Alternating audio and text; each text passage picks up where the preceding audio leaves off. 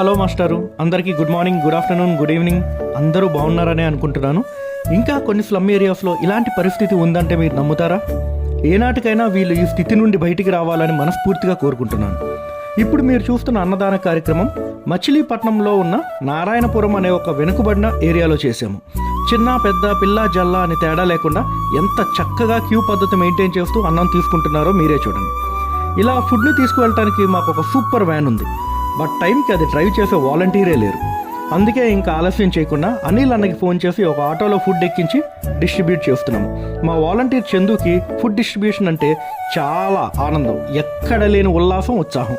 తినండమ్మా, పిల్లలకి ఇంకా పెట్టండమ్మా అని కబుర్లు చెప్తూ వడ్డిస్తాడు. మొత్తానికి ఈరోజు ఒక మంచి పని చేయగలిగామని చాలా ప్రశాంతంగా ఫీల్ అవుతున్నాం. మరొక ఫుడ్ డిస్ట్రిబ్యూషన్తో మళ్ళీ మీ ముందుకు వస్తాము. Thank you.